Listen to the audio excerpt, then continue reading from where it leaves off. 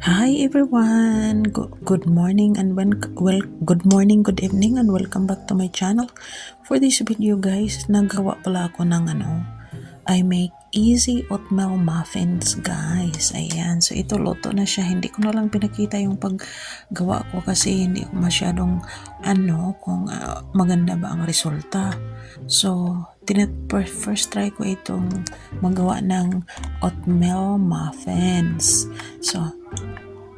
So ayan guys, so ito yung resulta niya. Maganda naman ang kinaresulta niya. Ayan, so yan lang. Ang ingredient lang nito is 1 cup milk, 1 cup cooking oatmeal, yung quick oatmeals, 1 egg, and vegetable oil, all-purpose flour, sugar, baking powder, and salt. At saka nilagyan ko din ng konting vanilla at konting raisins. Yung raisins na guys, sinesoft ko muna guys, at nilagyan ko din ng konting cinnamon.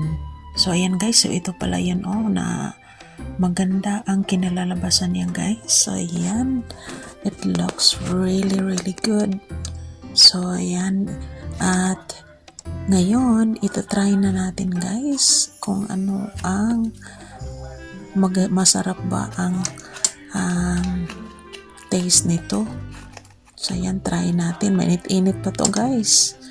Ayan, so ito na yon. Yan, perfect. So perfect talaga yung pagka-bake niya guys. So parang gagawa tayo ulit nito guys. Ayan. So, try natin guys. Very soft inside at saka crunchy yung sa outside. So, ayan guys. Ang ganda-ganda. Ang sarap talaga nila guys. So, sana i-try ninyo ito guys. Ayan ang sinisimot-simot ko pa kasi ang sarap ng yung cinnamon Masarap yung smell ng cinnamon niya. So, ayan guys. Ayan. Tastes so good. Hindi siya masyadong matamis guys. Katamtaman lang kasi yung ginagamit ko is brown sugar. So, ayan. So, ayan guys. So, sana i-try niyo din to. Yun.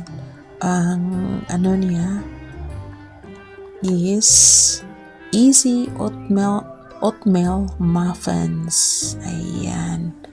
Delicious. So, yung recipe kinuha ko lang sa internet guys, doon sa allrecipes.com. Ayan. So, ang sarap-sarap. So, try nyo guys. Masarap siya. Saka hindi masyadong maraming sugar. At saka yung umuulbo talaga, yung tumutubo talaga yung sa akin guys na muffins. Hindi siya flat, tumubo siya. Ang sarap-sarap niya. So ayan, so 12 muffins talaga ang magagawa sa sa recipe na sinusundan ko guys. Ayan, 12 servings, 12 muffins. Ayan. So, isang cup na quick cooking oats at saka 1 cup of all-purpose flour. Ang sarap-sarap niya guys. So, crunchy yung outside at saka super soft yung inside. Parang so good.